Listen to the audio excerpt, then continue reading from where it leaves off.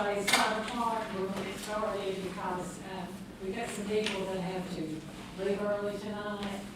So the first person on the agenda is Dr. Windsor, BOE. Thank you. Good evening. Thank you for being here this evening. I'll do my best to not keep you very long. This is pretty short and sweet. The budget that you have in front of you and that you've probably already reviewed is basically the same budget that I presented to you last year. We made as many cuts as we felt we could last year and still provide a quality education and keep as many people in place as we could. And from that, we're attempting to do the same thing in the year moving forward. So we'll just start going through and talking. There will obviously be some differences that we can't necessarily hang our hat on at this point, but we've made some projections, and we'll go through the PowerPoint, and any questions that you have after that, I'm happy to take. So we'll begin with what is included in this budget. Off the bat, we had the step and 2% for employees and the estimated cost there. We haven't increased that. That's the same that we attempt to put in every year. We are actually in collaborative conferencing with their teachers now, and they did mention the fact that when they surveyed teachers, that was one of the things that they felt like they would like to see most would be an increase in salary from Monroe County. I was very honest and upfront with them, and I said, I understand that, and I'm sure every county that you talk to would probably feel the same way.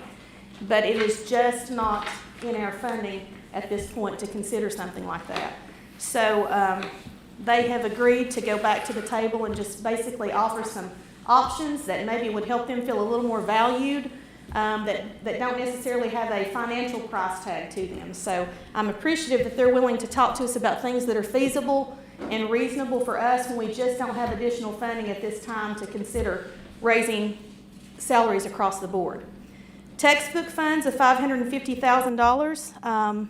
You were gracious enough to help us the last 2 years. We set up our ELA, textbook adoption and purchase, and we put our money toward that. Now it's time for the math adoption and purchase, so that's where this money will go. As far as that goes, I know we talked about textbooks last year, and you remember, I'll just refresh your memory, we do the kits where they have the teacher kits that come in, and they send us consumables for the students. It's not like it was when I was in school necessarily, where you had you had a set of classroom books that came in and every student goes home with a book. It's more web-based, internet-based, and consumables now. So they'll send you a workbook, or they'll send you a packet that has copies of things for students to use that they use one time. And then if you, when the time comes to replace those, then they send more the next year. Substitute incentives, that's something that we looked at including. We've not committed to that yet, and you'll see that on the next page when we get there. We had a really hard time this year, but again, I know everyone in the state had a hard time, and across the country with the pandemic and all of the continuation of that from the year before. It was really hard when the peak was at its highest to get substitute teachers. A lot of systems around us increased their pay for subs. We did not, or we have not at this time, but I'm looking at some alternatives to that. I asked them if they had a list of things that they could provide me that districts have done that, again, don't have a financial cost as much as just trying to encourage people to be there and maybe sub 20 days or 15 days a month, and if they do, then they get an additional day, and the sub company works with us to help pick up the financial cost of that, or actually cut the financial cost on that. So that's something that would not be an increase in money per se. We're just looking at some options to get people in to sub. And of course, I hope if the pandemic stays at bay that we will not have that issue like we have in the past 2 years. Chromebook replacements, $236,000 included for that. That's just something that comes along with the fact that we're 1-to-1 now as a result of, again, having to buy devices for all of our students. Adding back an employee in maintenance, that's something that's been in the budget anyway, but we're going to go ahead and add that person back due to all of the ESSER projects that we have coming down the pike. And then capital outlay, we still have that budgeted for $150,000. And if you recall on that, that's the money that we had set aside for the architect when we began looking at building projects. And since we're not going to be doing that now, we went ahead and just put that into a capital A line item that we did not originally have, with the hope of being able to plan ahead and be more proactive instead of reactive. So far, anything we've had to use the architects for, we've been able to include in our ESSER money. So when we present a project and we present a budget, we include the architect fee in that. So that is still set aside in the capital outlay line. On the next slide, you'll see items that the board has discussed, but they were not included in this particular budget. The subpay increase, that would estimated cost of $70,000 if we did $10 per day increase. Again, we haven't committed to that. That's just something that we've looked at, and I've asked for alternatives. To allocate funds for student fees, that would be almost $100,000. You see $97,420. That was something that the board members brought up and asked that I look at how much it would cost to take all the student fees out and put those into the budget. And again, that's something that we have held off on because that's a pretty large amount to try to include in there when it's a nominal fee for the most part for students and something that parents are pretty used to when it comes to science fees and labs and those types of things. Adding 4 guidance counselors for the high schools would be a cost of $390,000. Again, that's something that the board had discussed due to recent issues that we've had in the community with drug use, with the increase in problems at home, problems that students have faced from being out of the school and lack of socialization, also just dealing with the pandemic in general. We were able to work with Judge Thomas, and I know that you all had a large part to do with that. You helped him approve and get that ready, to add 4 youth service officers in the high schools, not to be confused with SROs. I know some people thought that. But these individuals will act as sort of a liaison between the school and Judge Thomas to try to prevent at-risk students from going on and getting into the court system and getting into a cycle that they can't get out of. So that's the goal from those individuals. And as you see, we hope, what our plan is, to see if we can meet the same needs using those individuals that we would if we added additional guidance counselors at a cost of $390,000. So hopefully we'll be able to use them for the same purpose and not have to spend money to add additional staff. Cocoa Creek Elementary School, HVAC, there's a boiler there that cannot be fixed. That's $160,000. That was not in this budget. But as of the last board meeting, it has been added as a project that we will move forward to complete if we can get it within that window. But that's something that we'll take care of on that. Bleachers, $350,000 for Vonore Elementary and Tellico Junior High. We're holding off on that. We have used ESSER money for the bleacher repairs, and we're able to, through some, I guess you'd say, checking around, looking at different alternatives, we've been able to figure out how to get the rest of the bleachers up and running at the high schools and the middle schools.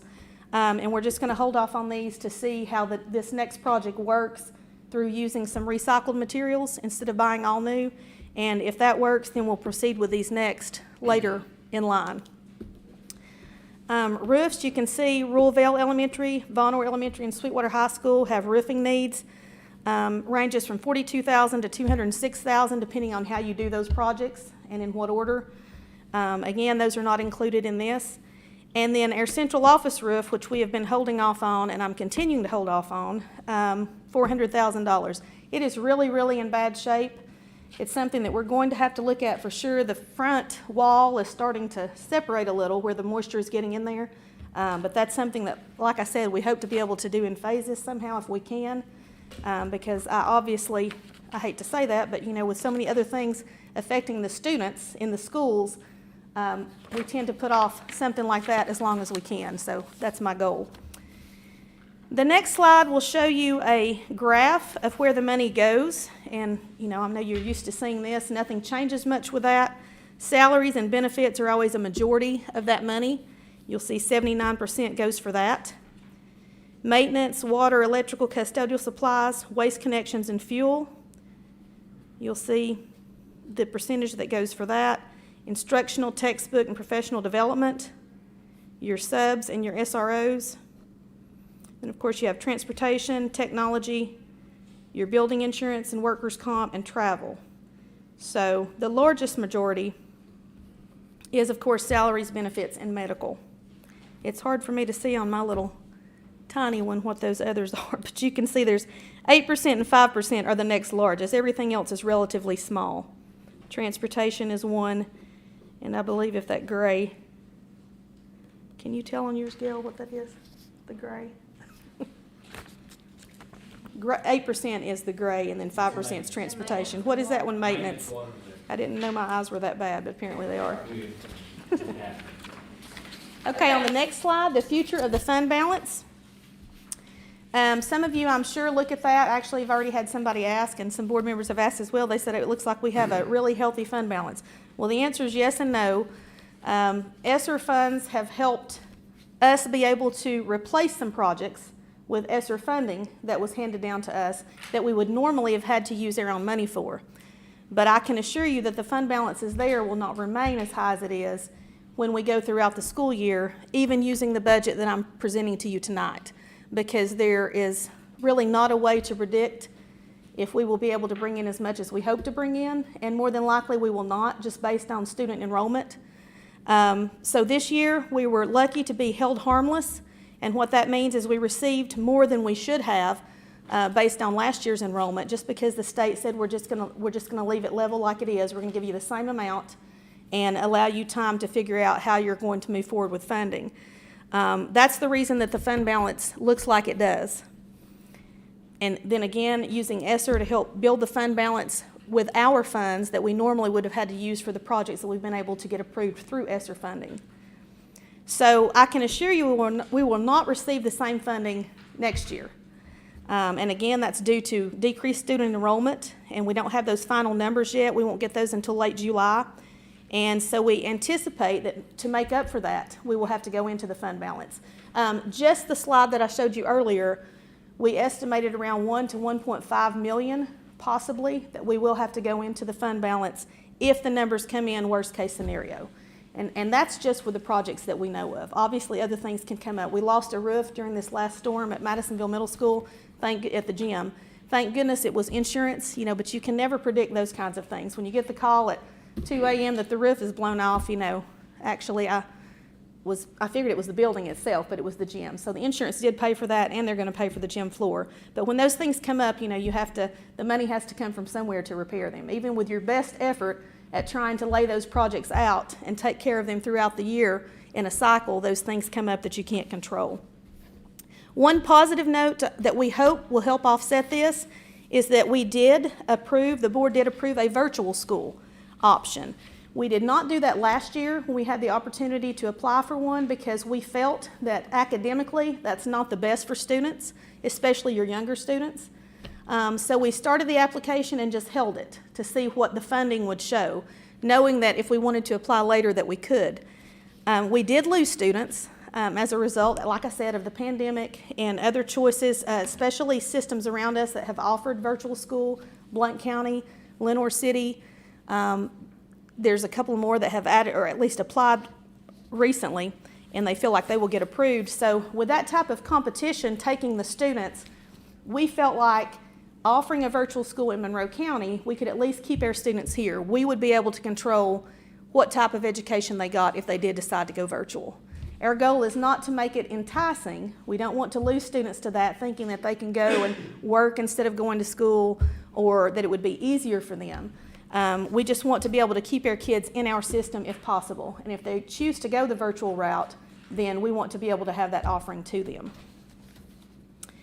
The other thing that we wanted to mention was the Tisa funding formula. I'm sure you've seen that in the news and probably received information about that. At this point, we really don't know what that would mean for the school system. We would get an increase in funding. At one point, I heard it could be $5 million, then I heard it could be $6 million, but they've gone back and forth. I don't really know what to tell you on that. We don't have any final numbers, and they haven't approved that. It's not something that is definitely going into effect yet. There's a lot of talk about it. It does look like that's the way it will go, but that will not happen until 2023-24 school year. So we'll have to wait and see on that. I think Gail was going to elaborate a little on that, correct? Did you say you wanted to talk about that? Oh, I thought you had something to say. Now, you're a virtual school. Yes. Are you throwing that enrollment any school, or where would that go to? Say you have 40 or 50 kids, and say, yeah, what we plan to do is through the alternative school, we have a couple of people there that ESSER funding helped provide salaries for. They required you to use 1% of your total funding to hire personnel to oversee projects and ESSER monies. Through that, one of the virtual schools is one of those things that you can include in that. So Sarah Brown, who actually is over that now, is the one who's going to help manage the virtual school.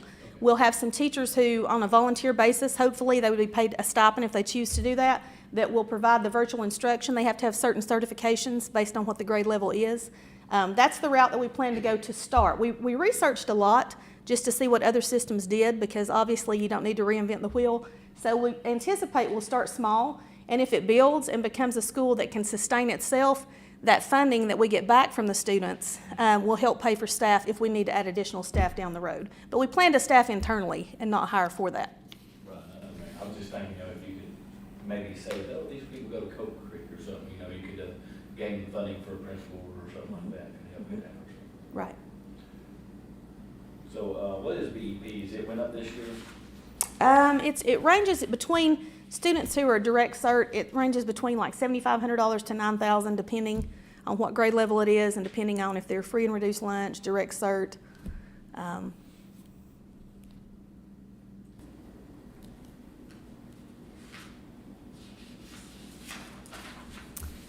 I think that was everything that I had. Is there a way you can get information out to the parents? Because I keep hearing a lot about textbooks, and I tell them about the kits and that information is sent home, and they want books. Okay. And is there some way that maybe you and the board get the word out to the parents that that's not the way it's done now? Sure, yeah. Because I was dressed up pretty good by a couple that said their children had brought a textbook home for anything, and they wanted to know why we weren't given money, and I said, but we did specifically for textbooks. Mm-hmm. And it did.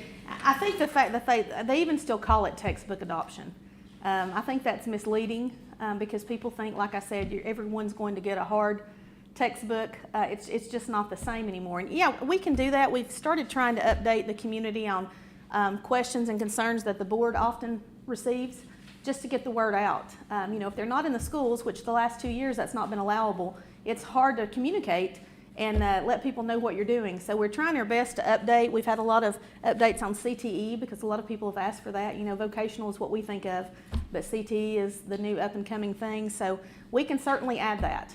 We do have it on the website. We have a list of all textbooks that we use that are state approved and that we have adopted and have in our classrooms. But again, that even it being a textbook list, it doesn't mean it's an actual book. Right. So, and yeah, I'm happy to do that. I can add that, and we can try our best to get the word out and help you. On adding back an employee in maintenance, in the wintertime, you're adding a full-time person back? It's a full-time person that, yeah, it's not part of like the mowing crew or anything like that. It's not a seasonal employee. It would be a full-time that would go back out on the road to help with HVAC servicing and with any type of maintenance projects that we have. Without that employee, there are a lot of things that have kind of had to be pushed here or there or wherever to try to manage not having that person in place. They were able to, and I appreciate the fact they were able to do that. I didn't want to just put that back in until I saw where we were at. And with the ESSER projects that are coming down the pike, that's just increased the workload, obviously, some of which we have hired done, but some of which they have to pick up to help make those projects, to help complete them in a timely manner, because we only have so much time to spend the money.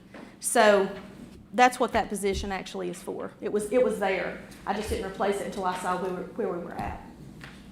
Dr. Windsor. Yes. Well, I'm skipping around. That's but okay. Raises and things, I had, the last time that we raised 3%, and that was countywide. But I was told that the schools didn't get it, and I knew they had.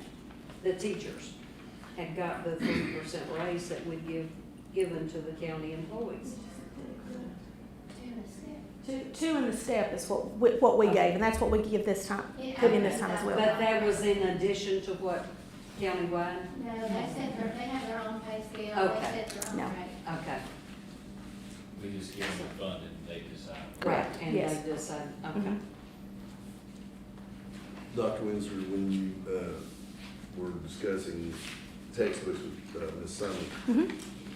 you're saying basically, I mean, I'm just trying to clarify this, are there still sets of books, like 6 reading books in the second grade, third grade? Yes. Book, and they have to get, through those throughout the year, and they have to cover that. Correct. So, I mean, a lot of those books may or may not go home of the evening. Correct, yes. Thank you for that. That is a clarification too that needs to be made.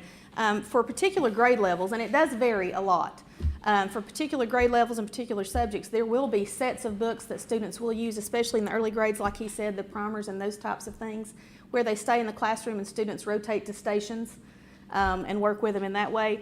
But if we purchase something, a lot of times it will be supplemental materials to go with those types of things. And it'll be the word rings that students take home, the consumables where they have the sheets that they work on to decode the words and work out the phonics and that type of thing. But yes, there are books and sets of books that are in classrooms in particular grade levels and subjects, but it's just not that every subject, every grade has a book now like you used to. Spelling words given by list, copied from the board, stuck in the planner. Correct. Out the door. Yes. Okay. Mathematics, how are mathematics taught? Um, And it's so important for It them is. to have math. Yes, your lower grades, it'll be, a lot of times there will be a book of some sort, maybe a classroom book that the teacher uses, but a lot of supplemental materials to the hands-on, a lot of manipulatives that they're able to use in the classroom, and again, that stays with them. They're assigned those things, but they stay in the classroom. And then anything that goes home, we do make sure that they have, if something goes home, we make sure they have everything that they need to be able to do that. We wouldn't send an assignment home, and if that happens, it's an error, and we make sure that we clarify that. You know, if somebody comes, or correct it, if somebody comes in and says, my child brought home math homework and didn't have a book or didn't have what they needed to do it, then we handle that on a case-by-case basis. The bleachers at Vaughn Elementary and Toledo Junior High. Mhm. When I was at Vaughn Elementary, were those bleachers new in, say, 2005, 2006, sometime around the year that we divided up with them since the 5th through the 8th grade over across the road to the... You know, the one set I think was newer. That other set was really, really, really old. I don't know how long that one had been there. So we're not gonna... No, absolutely, no. I know there was one set that was newer, but the other one was old. And the reason that we were able to hold off on those two at this point, it's more community use, with the exception of Tellico Junior High. They do use theirs for the middle school football team now, whereas, you know, Madisonville, they go to Sequoia to play. So they do use theirs for that. But a lot of your community leagues go to Tellico Junior High and Vonner Elementary, more so than the schools that we're trying to finish first, where they have their own sports. They're there all the time. The junior high actually plays on that. They do, yes. After putting the football program in, they use that. And one more thing about the textbooks I forgot to mention, which is the most important. The Chromebooks, with students everybody has a Chromebook now, that has also helped with the fact that you don't have a textbook in front of you. Those students can access anything you could access in a textbook plus. They have their own accounts, they have their own passwords, they go in, assignments are put in there, they actually complete and submit assignments online. So there's a lot of times they won't even, I have a 13-year-old, she may not touch a piece of paper. I'm not saying that's good necessarily, but it's preparing her more for the workforce now compared to what it would be if it were all textbook and paper and pencil. The complaint 10 years ago was students were coming from systems like ours that were still paper and pencil based and going to college and struggling because they were not exposed to technology and to typing and to those types of skills. So that is one way that now, with all of them having a Chromebook, they're able to access as much or more than they would if they had that textbook. I know that's just one of those things a lot of people in their mind, they like to hold one, and I get that. Are you doing anything with any more emphasis on mental health? That was actually on the page where it had other budget items. Those YSOs, we hope to use them along with some of the money we got from ESSER with a curriculum that we'll be using with the counselors and also these individuals too, to try to focus on the mental health needs of the students, because we're seeing issues that we didn't see pre-pandemic.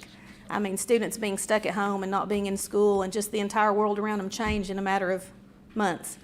So we do want to focus on that in the school. And actually where we looked at just, focusing high school, because obviously we've had some major issues in the high schools this year, we decided to try to do some things in middle and even in your lower grades to try to target those students, because you look at your kindergartners that came in that missed two full years of being in school. That's rough to try to catch up. You can imagine by the time they get to middle school, if we don't take care of those needs, we're going to see a real problem, I'm afraid. So that is a priority for us. They gave us money for mental health, and that's one of the things that we want to do. It's just curiosity more than anything. You may not be able to answer this now. How many people do you have that are stepped out that will not get the step at only 2%? I don't know on the top of my head. Do you? I'm just have curious. any I idea? know I guess you got quite a few teachers. 20 years, is that right? Yeah. At the top of the step? That's okay. I would hate to put a number on it, That's but okay. it's not as much as it used to be, and every year more and more people are retiring at closer the to it. end of the year, so, and we're seeing a younger generation hop on our pay, so that helps. Right. And that's one thing too to go along with that, because we can't predict confidently what enrollment's going to be and what our funding will end up being, and we already know more than likely we're going into fund balance, not just a little, probably a lot, to try to get through.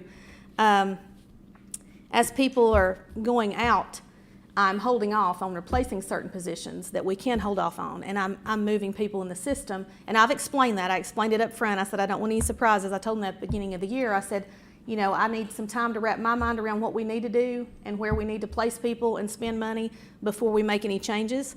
And so it's not, I know people think there's all this fluff. It's not necessarily that there's fluff always. It's that sometimes we just have to decide how to better use the people that we have in positions with the same money. That doesn't cost any more. You just figure out where the need is.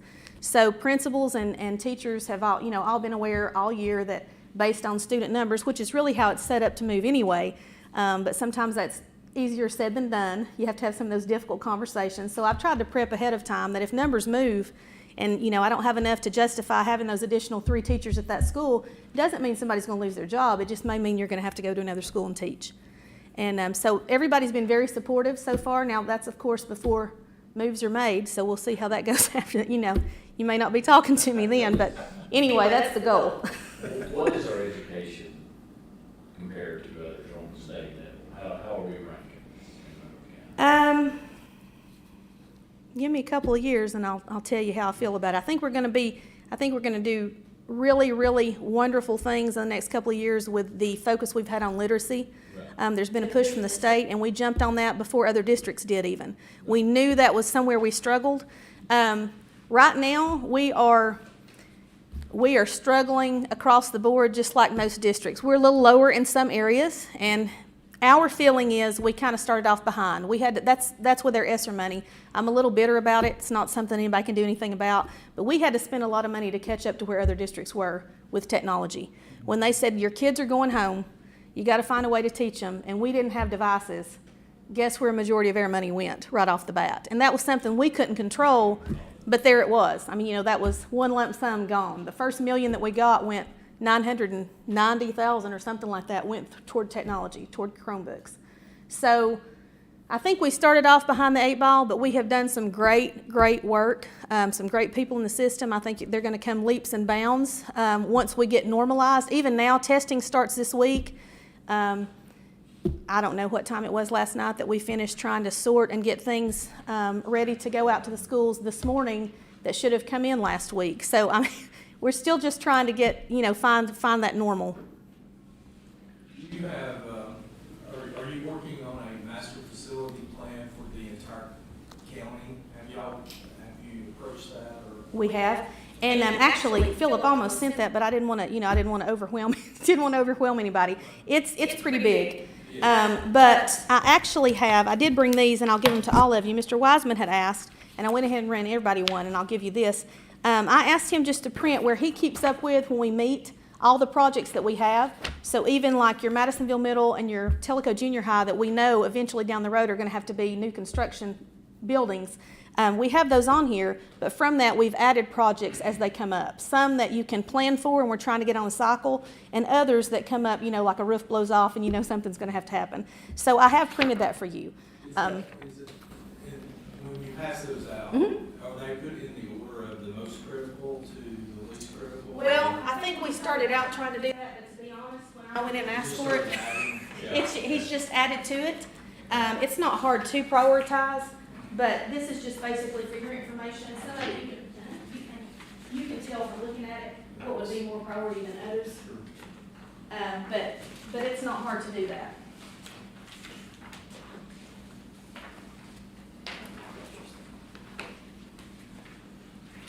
I mean, as a county, we can't go in debt anymore, but I'd like to get some kind of long-term goals for new construction. And it looks like we have a lot of maintenance that needs to be caught up with roofs, et cetera. And maybe we could really look at that in the future. I mean, how much do y'all, you said you had 150 set aside here, but I think y'all have some more, is that right?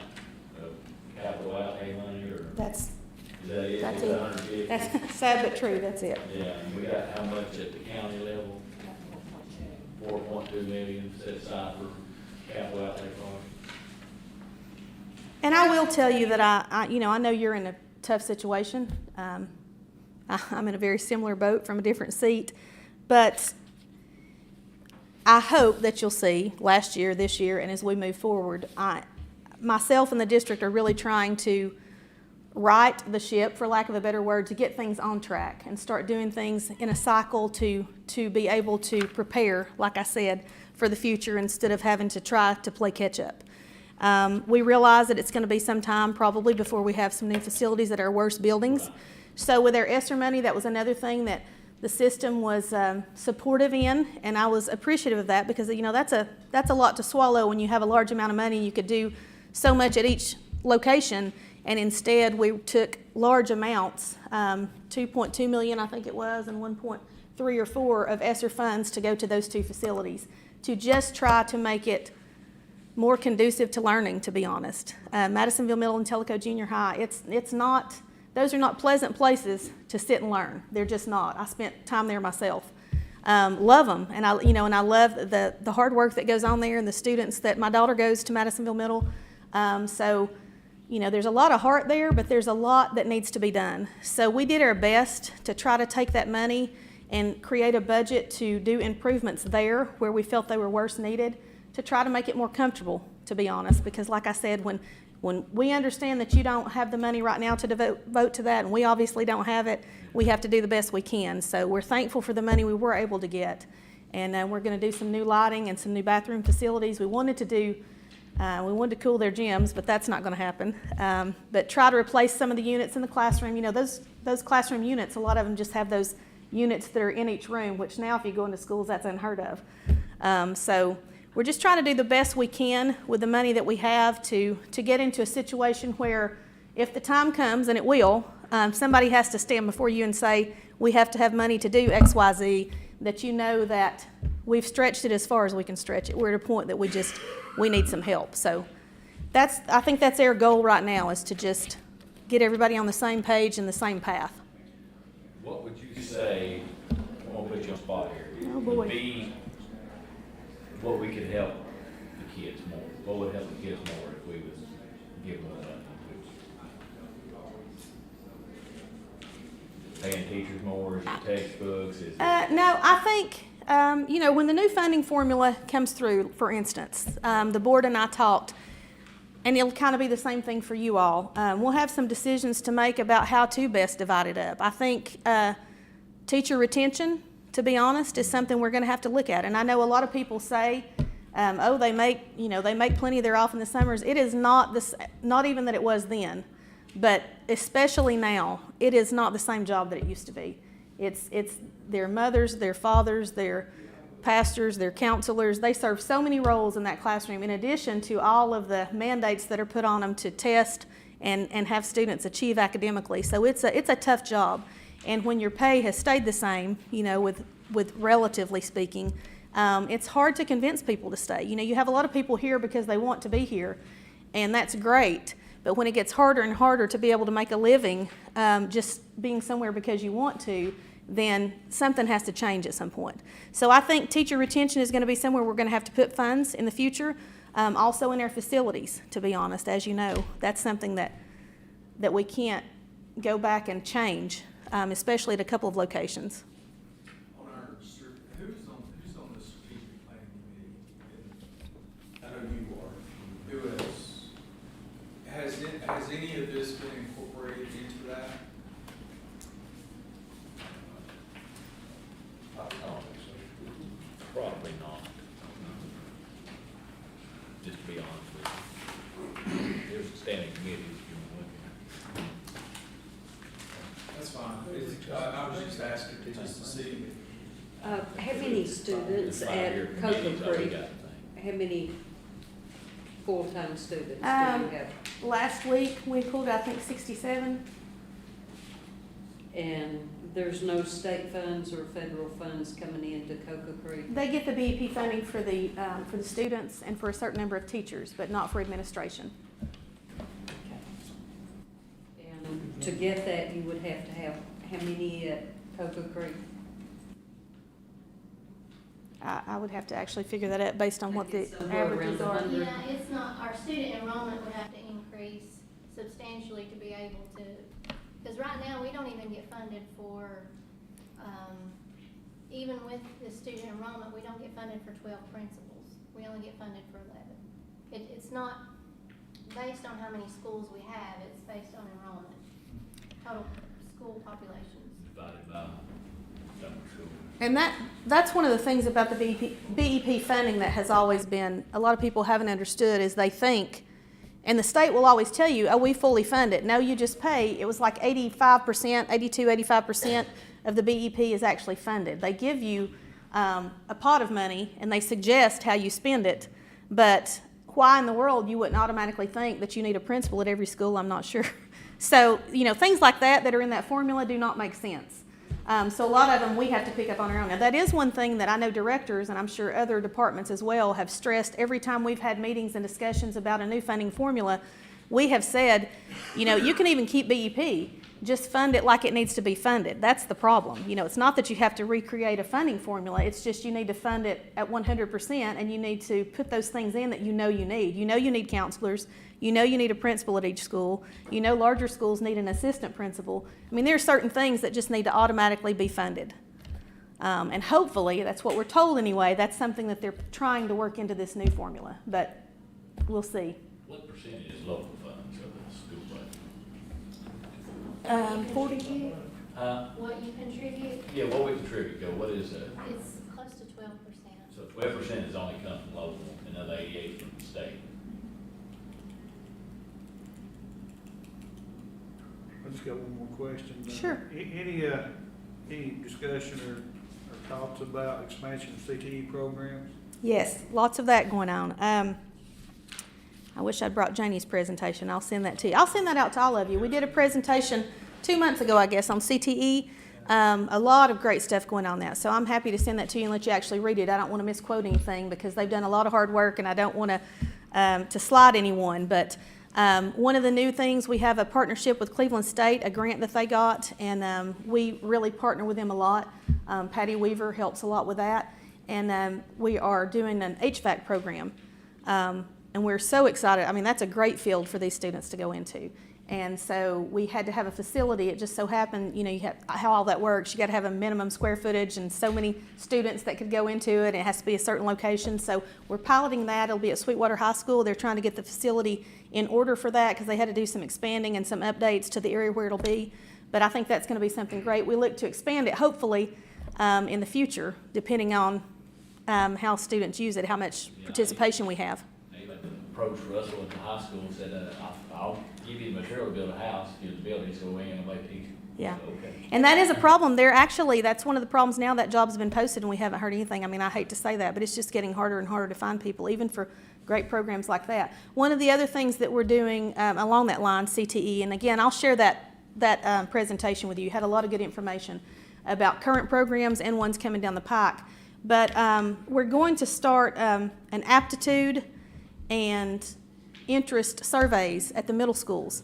So instead of just interest, which is a lot of the surveys that we've done in the past, we ask students, what do you like? What are you good at? Well, what I may think I'm good at and what I like may be entirely different than the aptitude that I have for something. So, to encourage females to go into engineering and males to go into nursing and, things that they just wouldn't think of and have good careers, that's something that we want to look at. I hate to interrupt you, just Go ahead. funded.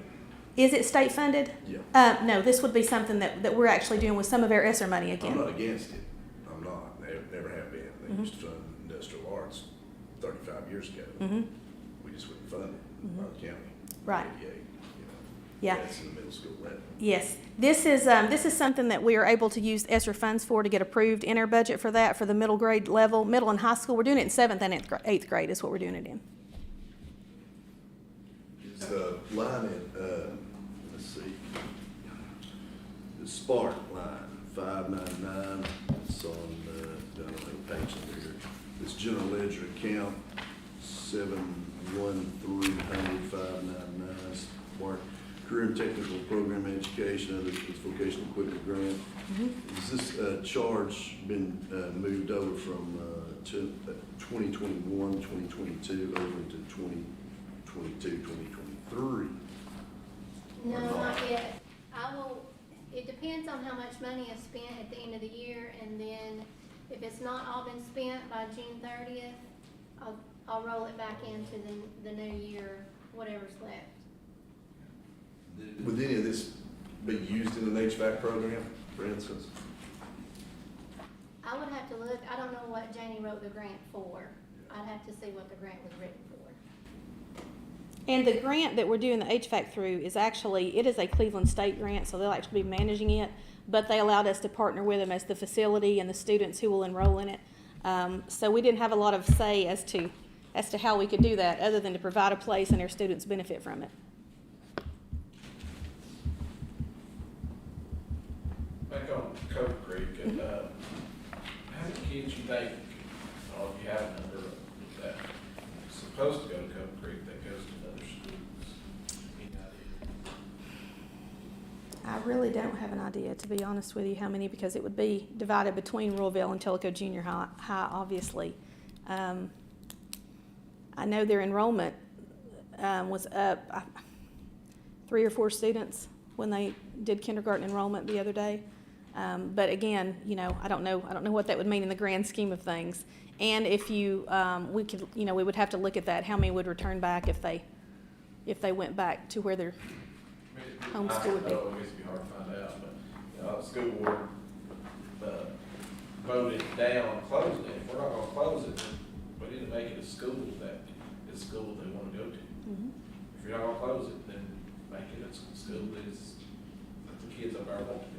Yeah, and I think that was the reasoning. Why they're- Yeah, I think that was the reasoning behind them deciding to go ahead and include the HVAC boiler project up there, because if it's going to be open, that has to be done. I mean, that's not something that you can wait until the weather is not good.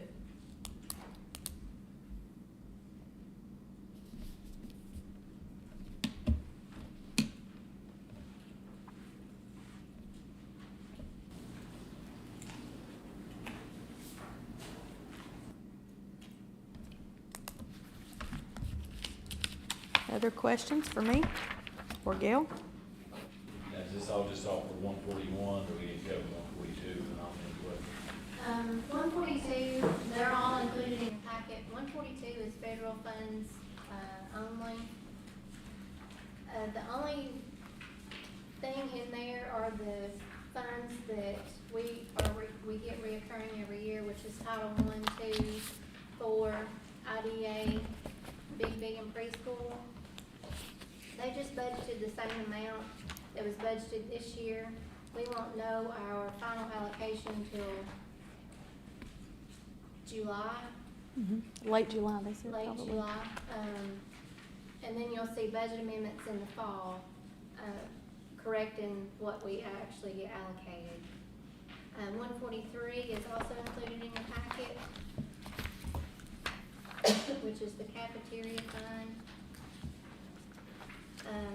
It's a balanced budget as well. There's nothing new in there. She's not asking for She didn't include any equipment, this time. And her fund balance is actually the best it's ever been.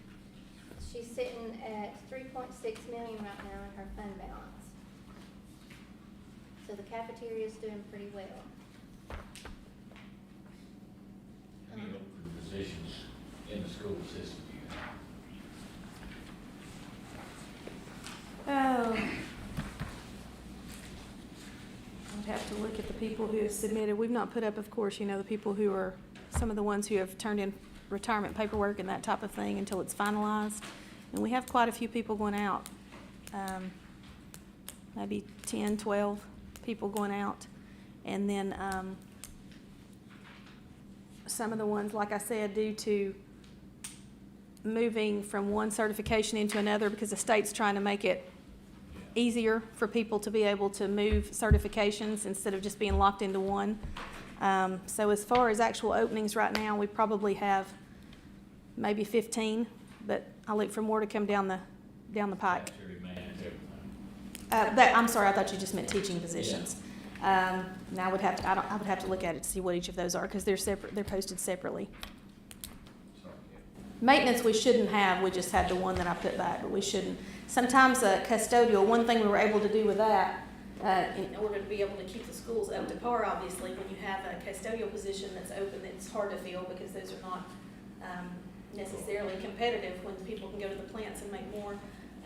Our substitute service that sends in substitute teachers when they're out will actually provide substitute custodial services. So that's something that we're going to start doing that I don't know why the thought didn't occur, but I said one day when you've got all these custodial employees out and you're having to shift these people around and send them here and there and everywhere, what's the difference? And when you have a teacher out, you have to have that position covered.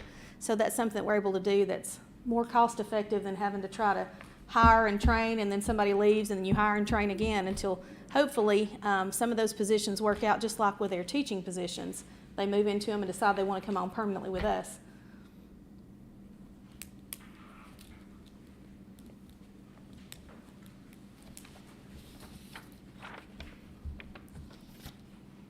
That's one thing, back to the salaries that you were talking about and trying to retain people. I've had several people make that comment that you can go to Chick-fil-A and make $16 and $18 an hour, and that's true. And we don't have the luxury of starting at the lowest paying position and raising all of them, by increments. We can't afford to do that. So it's hard as things are becoming more competitive and people are able to make more just down the road. It's hard to keep people when that's the reality. Just training ground. Yeah, unfortunately. You gotta help our teachers, Yep. all county employees, we should say.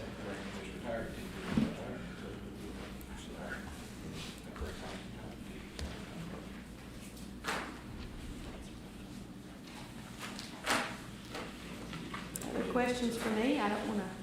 Roger, any questions? Any questions? Well, I know how life really is.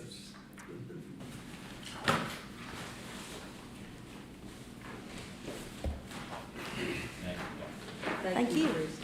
Thank you. Thank you very much. I appreciate your time, and I will email that information out to you that we talked about that I didn't have. Thank you.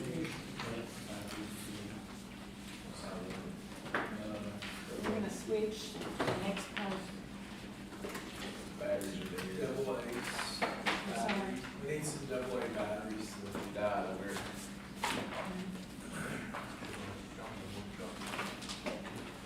We have scheduled the election commission for the next budget to be presented. We switched it and we're going to do solid waste. Oh, charter.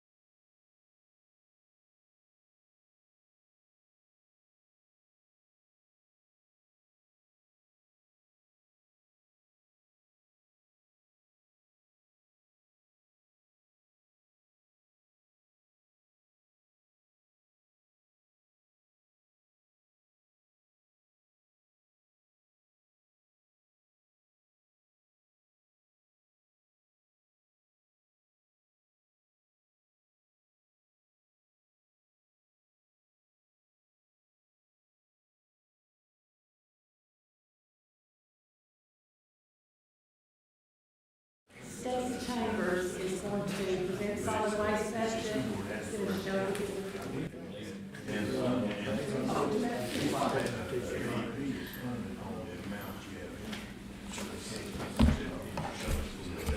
It's your 116 fund balance.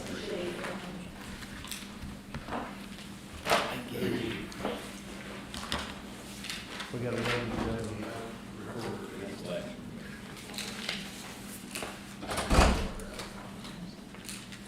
It's a crazy recorder. Mud. A lot of times.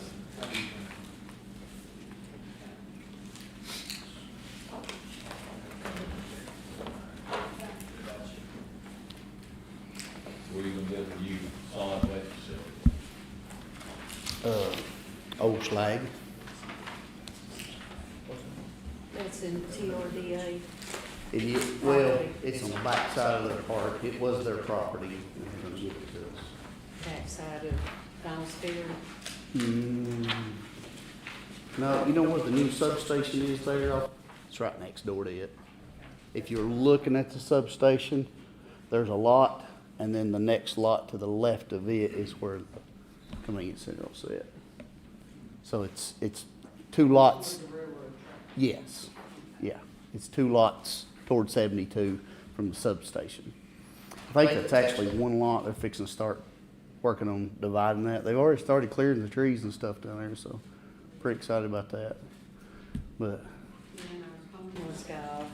yeah, I know. I sent the solid waste boys out there to finish cleaning up what was left of that. So anyway, are we ready? Ready. I see Joe down there giving me the green light. So good evening. I know you all got lots to do, and I'm probably not your favorite thing on the list, and that's okay. Let me, first of all, let me thank y'all for taking time out to look at this.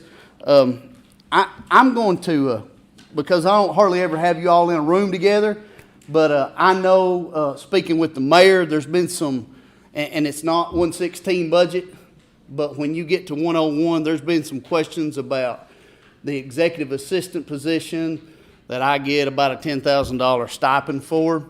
I know there's been some people asking, what is that? What do we do? What do I do in that capacity? And because I won't be here when he does that, I wanted to address that, if you'll allow me that just a moment. One of the main things I do for him in that capacity is our infrastructure. When it comes to water, sewer, those things, handling those grants, I do that. And I handle that out of my office. That is something that when he came in, actually maybe right before that, I'm not even sure if it's when he came, but they started handing that off. It did get done out of economic development, and I started taking care of that just from my knowledge of water and sewer. So that's the reason I inherited that, because I do understand what they're putting in the ground. I'm your liaison with the cities a lot of times, especially when it comes to utilities. A lot of people come in and out, they're asking questions about utilities, if they're available, if they're not. And even if they are or they're not, even if I don't know the questions, I know the people to call and ask. So I'm constantly doing those things for him. Personnel issues, everything from hirings to as bad as it is, letting people go. I've had to sit in on those and help handle those things, even hiring people. So those things I've been in the middle of. Okay, so you know, When you talk about grants, so we also use ETDD for grants, so, and they do probably 99% of that, so what's your role in the grants? Somebody's got to be that contact with East Tennessee Development District. Right, that's usually a phone call. Well, it also requires us to collect information and get it to them. Right. We do that and make sure they have all that information. Somebody also, when it comes to the grants, has to make sure that those invoices come in correctly, and that they're signed off on, and that the work is being completed. And those things, somebody has to be that spurt person in the field that goes out and says, yeah, they did put in 1,200 feet of water line today. Or they did set 25 meter sets. How does all that take away from your solid waste job? It doesn't take away from that, because we run my department very efficiently, and have for several years, and I feel like we can handle both of those efficiently. But yet it's not we, it's you handling these other type, right? Yes, it is. And I do handle those. I say we because, just to be honest with you guys, I think I have the absolute best office staff in Monroe County.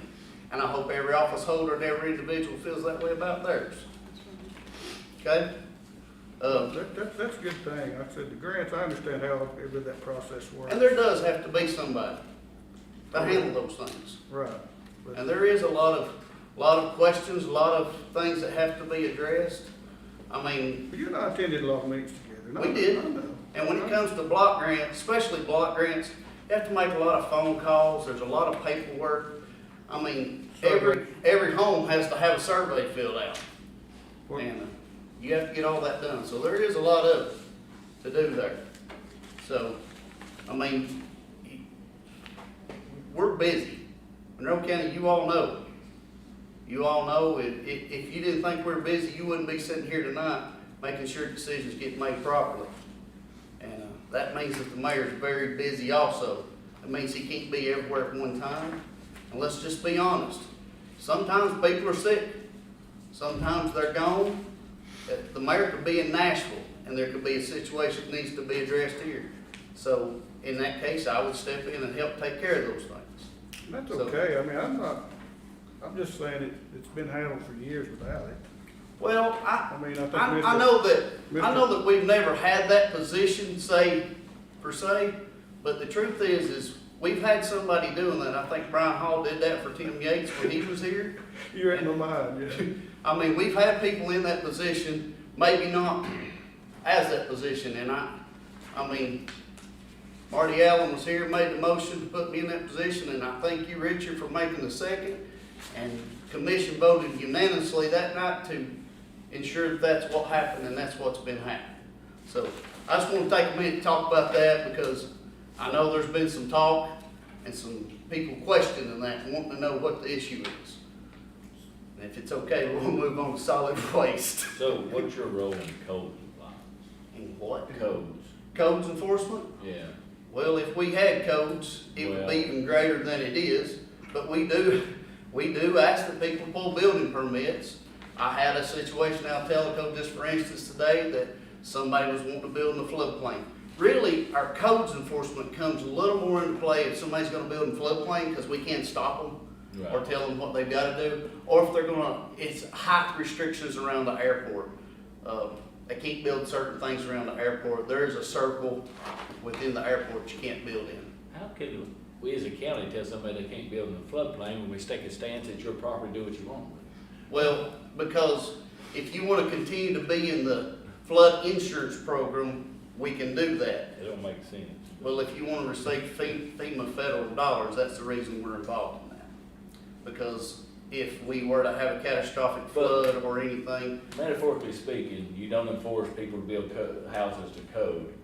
well, we don't have no code. Somebody probably could fight that. You don't force code, I'll build a house where I want to. Well, we enforce floodplain though. It's my property. I mean, that's what most of you said. It's your Yeah. property, do what you want. I guess the thing is, Chris, is if that thing starts floating down the river, it'll be on you about whatever it crashes into between here and wherever it gets to the lake. The other thing is I understand both sides. I'm we just want to making receive my those point. FEMA dollars if something happens. We want to be able to get that money. And if we don't follow their rules, there'll be no FEMA money. And FEMA money can be big, am I right, Mr. Lemon? So, Especially when you need it. especially when you need it, that's right. So, that's codes enforcement. Any other questions? So that's a supervisor, yeah. Yeah. Yeah. It's also floodplain administrators in that too. You got too many hands. Well, when you're bald-headed, you wear a hat. So, I know the flood. let's move on to while we're here, because y'all got other things to do. So, if you, I don't know how you want to do this, but we can run down this list we can go down this whole list. Or we can just go down the list of where we've got changes. Would that be better? Because really, you don't care if we didn't change the items to by paper clips. Probably if you go on your last lead, like, you mean your Yeah. last page, yeah. Yeah, go off this, budget change form, straight down that list. Think that'd be better. So, the first item on there is cost of living raise, that's supervisor education information. That's, 557-20101. That's cost of living. The next line underneath it is a 3% cost of living. Let's just be honest, 3% and an 8% inflation rate, somebody's behind about 5% in that. Taxpayers are too. Yeah, I understand. So, I mean, 3%, to be honest with you, at somebody making $12 an hour, they probably just about ain't gonna see it time taxes get through with it. And a lot of the convenience center workers, and there's another line down there, 55732-161 and 164. Those are cost of living raises. And, I mean, some of those folks are making literally $12 an hour, which ain't much. So, those are just cost of living raises, and I understand you'll have to decide what you do with that. Actually, those 4 items there are all just cost of living raises. Longevity, really can't do nothing about that. It had to increase $200 because somebody stayed a little longer. So really can't do nothing about that one. Social Security, that's one of those that we can't do anything about, $130. Retirement, can't do nothing about it. The insurance, can't do nothing about it. Tire increase. I'm getting to that good. So Medicare, can't do nothing about it. Sanitation, education, information contract with private agencies. That's 557-20312. That is part of your Waste Connections contract. I received their CPI. In fact, this actually has already gone up. It went up April 1st. And it's in our contract. It went up 4%. All I did was took the number we had there last year, took 4% and added to it. So that's what 14,000 puts us at, 4% increase on that. That is a, Do Probably they not. charge you fuel surcharges per month on that? no, they don't. Joe, what they do on that is in our contract, it says it goes up based on the consumer index price, and they can only do that one time a year. So that is their one time. They cannot go more than 4%. In fact, I got on the phone with the gentleman with Waste Connections that's over our area. Some of our neighbors went up 6 and 7%. So, and we probably would have too had we not locked in a contract to retain it at no more than 4%. So, I mean, we're probably fortunate that our contract was locked at that, or it would have been worse. Are those normally 3 years? The contract, no, those are 10-year contracts, and we're about 8 years in. I mean, we got about 8 years left. I actually think, one time, was that not 12? There's I 20. think 3. It was 20 at one time, so I think we've got it down to like 10 or 12. It was 20, and then we did it at 12, maybe is what it was. I don't know. It's been redone, but there's only about 8 years left on it. Yeah. I don't know that 8 years is a good thing for us, because, I mean, we've locked in at a really good position, but in 8 years, it may be. Do they have the choice of exercising that increase every year? Do they or do they not? I mean, On this, like this 4%? Yeah. Yes, the contract states that it will go up or down based on the consumer index price, off the base price. So, you know, it could go up. Since I came here in 2016, Joe, I've only seen it go down one time, and it went down like 1.something%, which ain't hardly nothing. But this time it went up the full 4%. And really, we can't do anything about that. I mean, it's a contract, and So it's a 1 to 4% increase per year. yeah. So. Well, it could go down, Yeah. because one year, the year it went down 1%, it came as a negative 1%. So it went down a little bit, but, I mean, 1% negative down, you think we really seen that? So, that's a contract, and it increased 4% based off the consumer index price. I'll be honest with you guys, that next line, I increased it $2,000 for gas. I hope it's enough. No, no. I mean, I really do, which we're pretty good usually on our fuel line. We usually turn in some, but with fuel prices the way they are, I'm just trying to be safe here. I don't wanna be standing in front of you in the middle of the year going, we're out of gas, and that's pretty vital to us in what we do. So, I put $1,500 in there for tires, cause I've got 3 trucks that need tires on right now. And, you know, at $200 a tire, you know, $1,500 probably ain't gonna get that either. But we'll address the big one down at the bottom when I get back to that. That may take care of some of that. We had one utility line that it just keeps creeping up a little bit. We've had it checked and nothing seems, so we bumped it up $800 just to cover utilities there.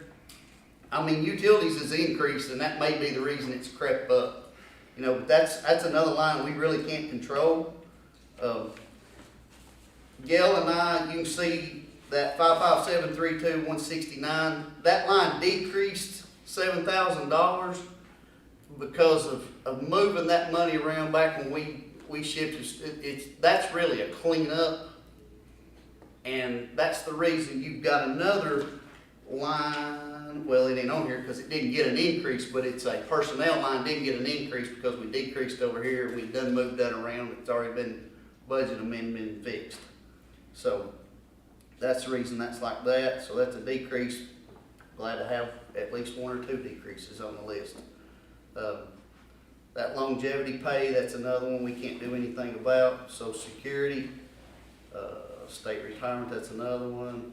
Employee insurance, that's another one can't do anything about. Medicare, another one can't do anything about. And here we are again back at the Waste Connections contract. So on that Waste Connections contract, I don't know if y'all realize this, but we get a bill for the tonnage and we get a bill for the hauls. So it gets split into 2 different line items, hauls and tonnage. So that's the reason you're seeing that 4% show up in a contract again there. That's for the hauls. That line actually covers the haul bills. That's why it's less than the tonnage one. And when you see those tonnage ones, we've been watching this tonnage. It just keeps increasing and increasing and increasing. And the reason it's increasing is because our population's increasing.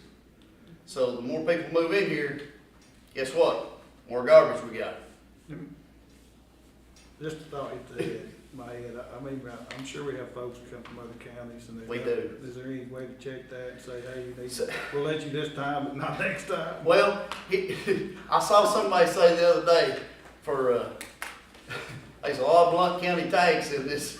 A lot of Florida tanks every time I Yeah. go to Be honest with you, Richard, I think at Madisonville, we catch a little bit of McMinn County, those people who live right on. But here's the thing, we can say, hey, you don't live in Monroe County, and they'll go out that gate, they'll go down Ridge Road and throw it out. And now I'm paying a litter crew to go pick it up and to haul it back, and I'm still paying for the tonnage. So, you know, do we go out there and say we're taking garbage from every county? No. Do we have a sign up? Yeah, we do. There's signs up that says Monroe County residents only. That's right. But, you know, it's either you let them throw it in the dumpster or you let them throw it out and we go pick it up and then we throw it in the dumpster. You know, it's one of them deals that you have to deal with back and forth. This next line, this 55732-399 tire. Y'all see that $35,000 increase? Yeah. Here's the bad thing. Liberty Tire is a sole source. They're the only ones in our area that'll come in our area and haul these tires. They haul them to a tire recycler and they recycle them. We're fortunate they ain't got us before, because at the last Solid Waste Directors Conference I went to, I was really wanting to keep my mouth shut when some guy behind me said, well, I'm paying $204 a ton. And I'm thinking I'm paying $100. I was paying $104. So this is how we got to here. They've gone up 44%. Okay, 44% puts us at $24,000 roughly.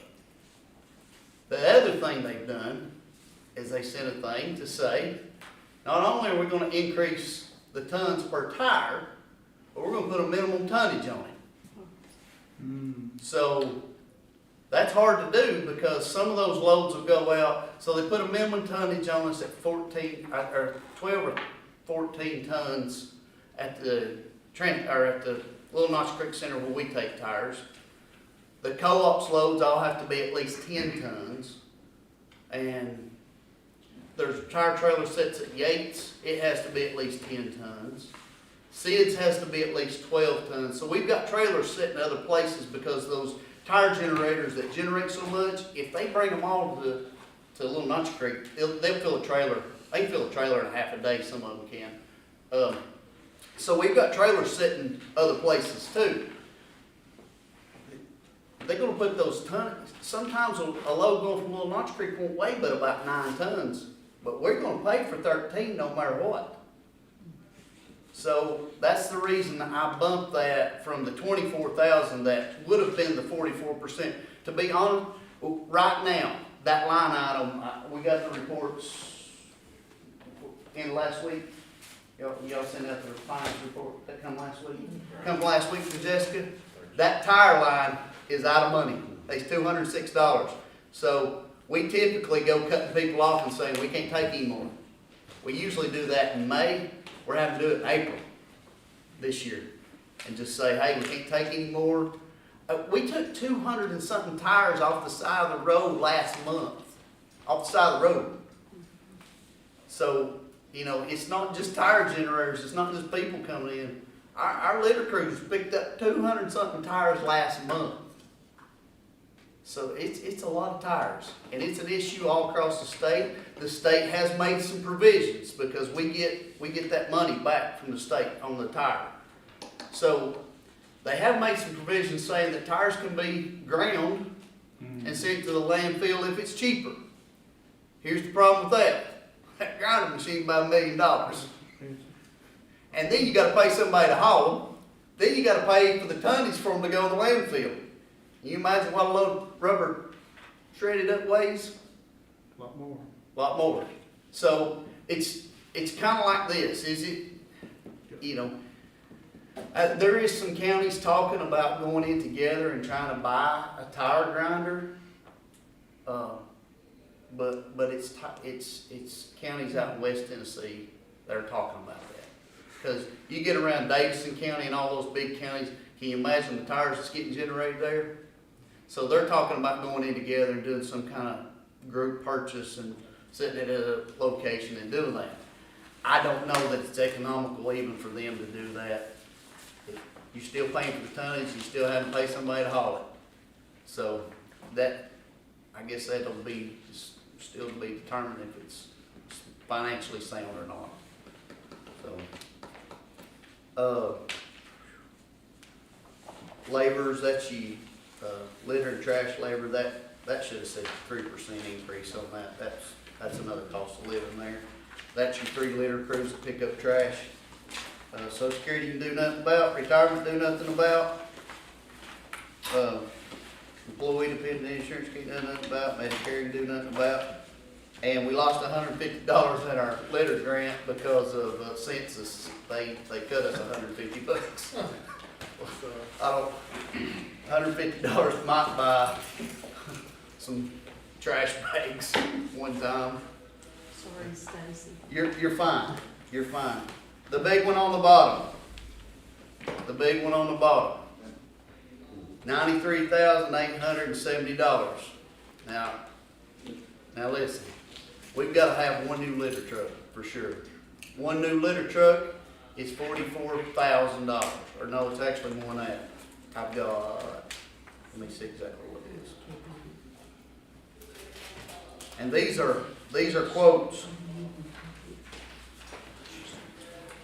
One new litter truck, yeah, gonna run us about 40-something thousand. So what I've been doing is, Chad and I actually went and talked to them at Sweetwater Sweetwater has this, it's some type of weird lease, but it costs you to buy up front. You basically have to buy your trucks up front. So this number right here would buy us 6 new trucks, but they would take our old trucks we have, which are nothing wrong with them. I'm not gonna lie to you, there ain't nothing wrong with the 5 we have. There's nothing wrong with that. They run good, they work good, there's nothing wrong with them. This is kind of one of those moments where we might have to make a business decision, because what happens with their lease program is you drive them for a year, you turn them in. You drive them for a year, you turn them in. Might cost you, Sweetwater's already on this program. One of their trucks that people actually physically work out of, he told me cost them $1,100 to turn it in. Well, when you go up here and you start buying tires for one truck, that about cover it. But it costs you up front. We can buy one truck for 40-something thousand.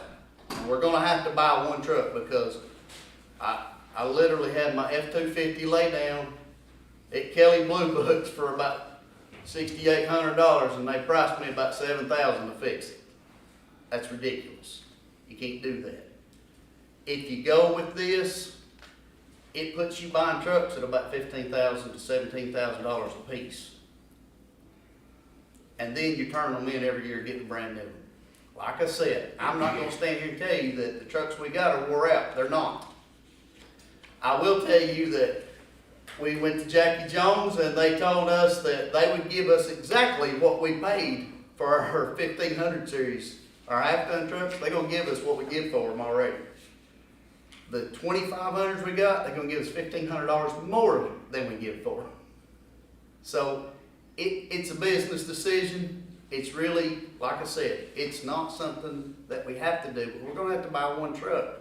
We're gonna spend $44,000 to buy one, or $90-something thousand to buy 6. And then you turn them in every year and get a brand new one every year, and you never, I mean, I'll be honest with you, the truck I drive, I'm barely gonna need an oil change before we have to turn it in. Never gonna put tires on it. So you're going back up there at this tire line and you're cutting that thing down to enough to cover if you've got a one tire that totally run over and busted. So, I mean, it's a chunk. I know it's a chunk. I'm dreading to get to this one anyway. But it's a business decision that I think would put us in a position to have a new fleet rolling over constantly. I think it's a good idea. Sweetwater's on it, McMinn County's on it, Loudon's on it. Some of those guys are already doing it. They started with 1 or 2 trucks at a time. But I just think if we're gonna do it, it's probably a good time to try it. Here's the other thing though. If we ordered the truck today, we're talking 12, 13 months to get the truck. So even if we do it at the end of budget, may not even get them till the next budget. That's pretty sad, ain't it?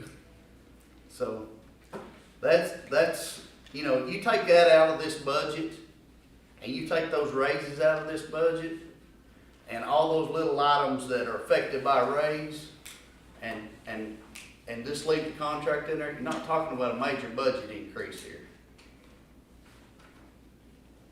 So, you know, it's over in your hands. I've done all I can do to collect the right information, but I'll be glad to answer any questions you got.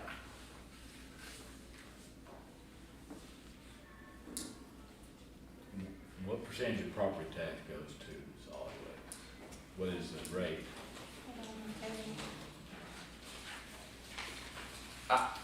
I'm afraid as people continue to move in here, see, none of this has a new convenience Well, center. I mean, we're growing.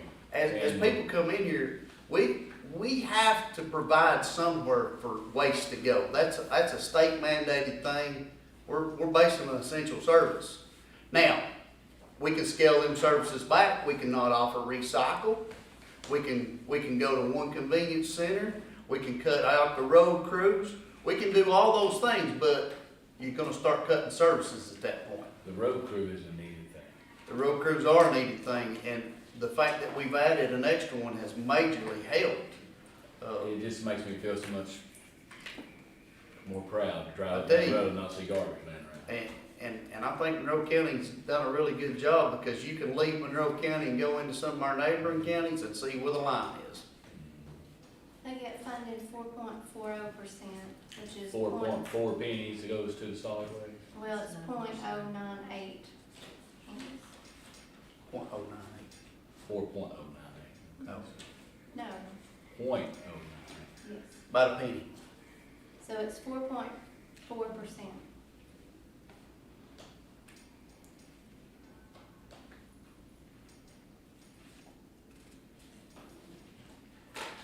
So by law, what does your fund balance have to be at? Third, Hold on, I got that too.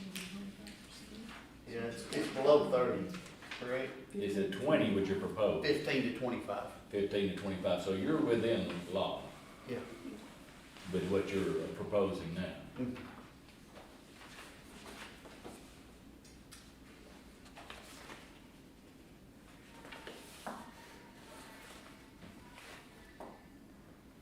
I mean, a lot of this we can't help. I mean, the bulk of it The you people can't. need more Really, money. the only thing that we can help that's on this list is these trucks. And I think that's a no-brainer. I mean, the maintenance would probably go down. the maintenance would go down, and tires would go down. Always be under warranty. Yeah, they'd always be under warranty. Here's the other thing.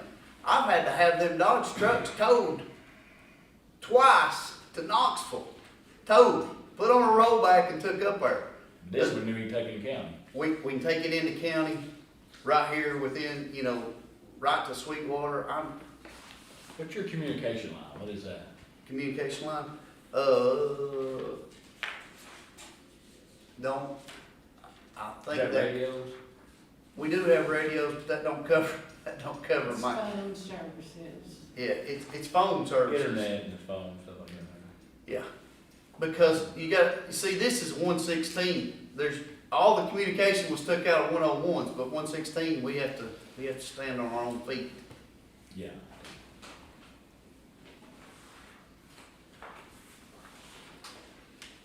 It's a separate fund. 101, IT is part of 101, so IT picked up.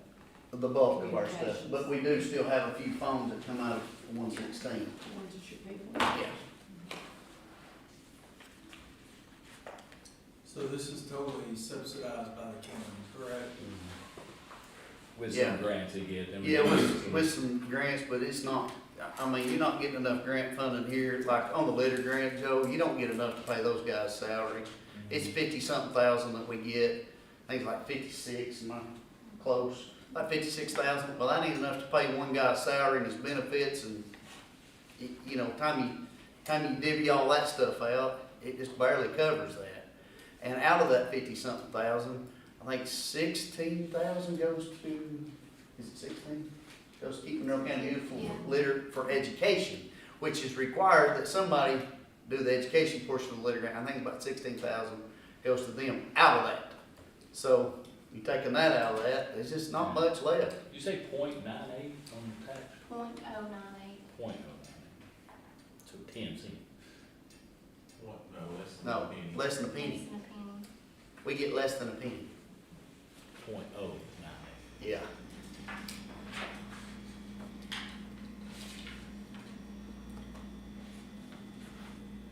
Anybody else got a question? Never considered making this a revenue type billing service like McMinn County? I think there has been people who's asked about it, and it usually don't go over well. I I mean, understand that, I but thought it was unlawful. I think, well, we've got to provide them a place. There's been all kinds of, hey, we could do this, we could do that.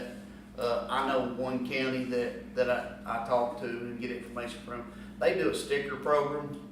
Every vehicle that you own that you're gonna come to the dump in, you have to buy a sticker one time a year. And that sticker has the year in it, says whatever that county solid waste is. If you're gonna drive that vehicle to the dump, you gotta have that sticker. If that center attendant don't see that sticker, you don't leave your garbage. And it's near nothing. I think they charge like $3 for that sticker. If you want, put it on 3 vehicles at your house, that's $9. Downside to that is that once again. The outside of that, we pick up garbage on the side of the road. I had one place last year, a gentleman who I have took to court, and it's still in the process. We hauled 4 3/4-ton truckloads from one location. He dumped on the side of the road. Pretty sure it was the one individual, since his name was the only name in the mail. But that's a common thing. My guy spent 2 days cleaning up a dump site 2 weeks ago, out on 3 Point. And, you know, people find a county road, a dead-end county road works really good. You know, we cleaned up campsites right on the lake, and people camp and leave those sites. And we feel like that's important, that we keep those clean, because we want people to continue to come into our county and enjoy the lakes, the rivers, and the byways. You think about, they said the other night, we got about 800 miles of road. Now double it, because we're gonna pick up both sides. That's 1,600 miles of road. Chris, he does get 10 cents. 20 cents? 10 Ten. cents. Yeah. 9.8 cents. Huh? Penny's worth 98, whatever it is, you lose the budget, gets plus 1%.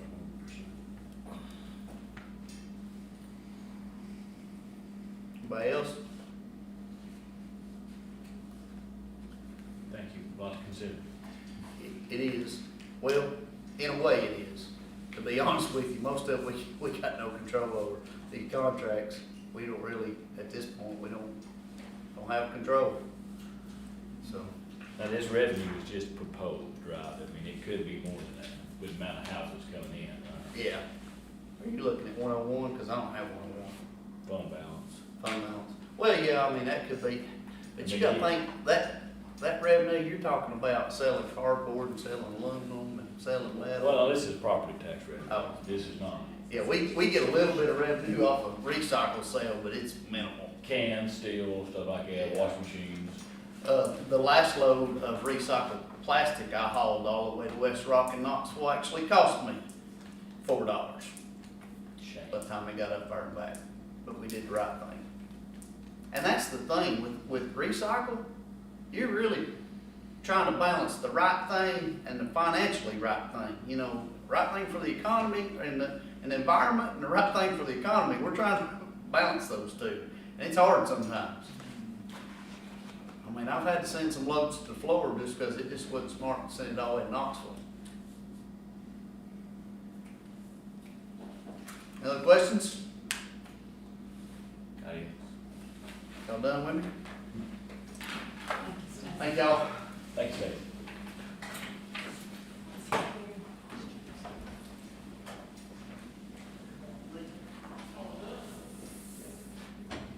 James Brown is next for the election commission. And you wanted that for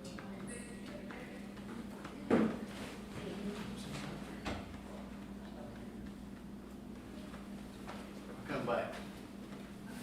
I thought that might be you.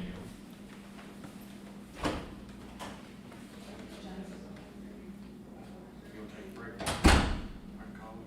only be here about 6:30.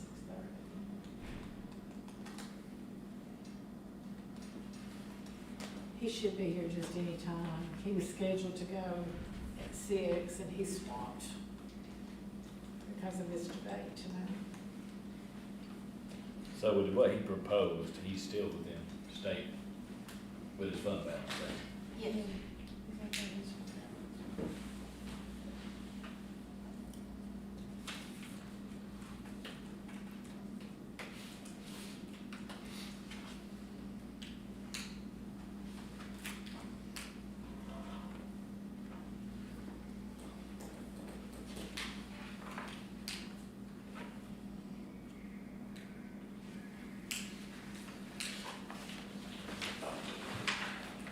That part really touches a lot of them. Pardon me? Solid waste really touches a lot of taxpayers. I mean, it affects everything for 10 cents of, what are we, 226?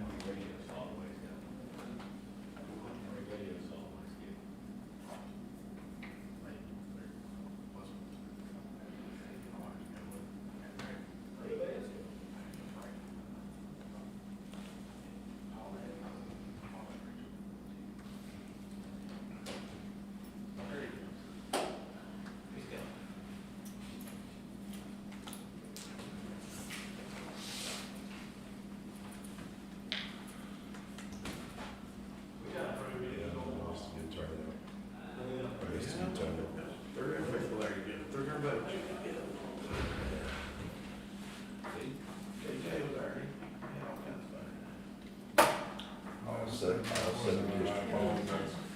said, sadly, I wasn't.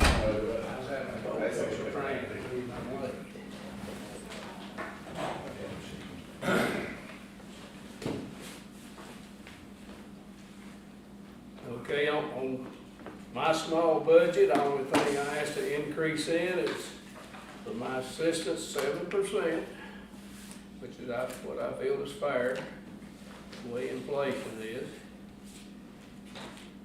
I asked for a raise for my commissioners, $400 a month. I make $350 now.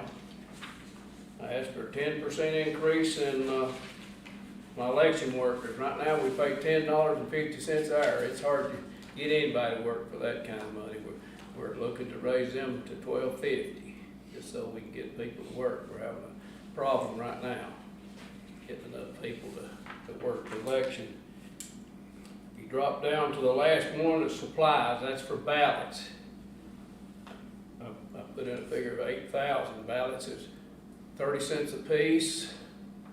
They're hard to get. Shipping's unreal. I shipped in 15,000 ballots for August election. It was $730 shipping bill for those ballots. But that's the only increases. And if you look down where it says 51,500, 790 other equipment, that's at 23,600. That is a grant. It came from the state, which is a federal grant. We've got that through 23. That's not county money.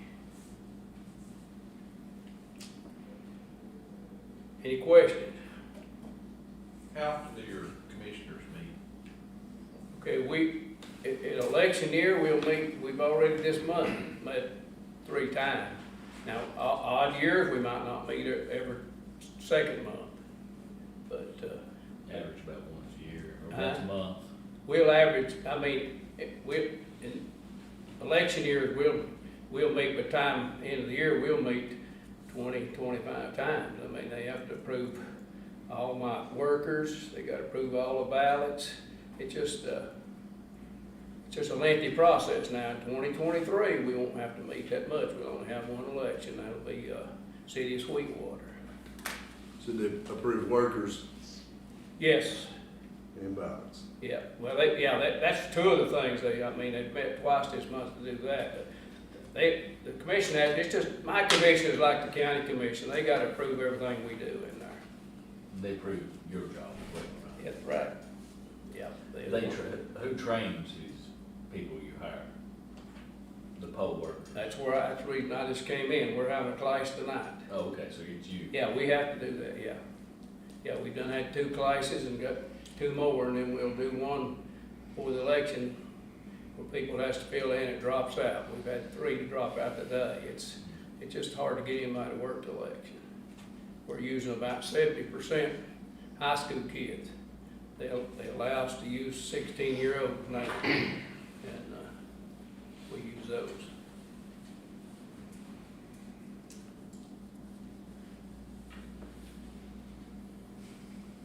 Any more questions?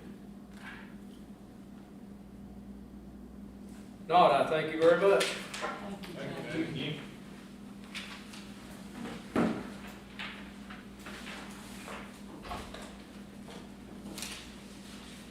That concludes everything we had scheduled for tonight. Next week will be a long one probably. We've got the county general, finance department, personnel, and the debt. So I'll be here longer next week. That concludes it for tonight. Thank you all for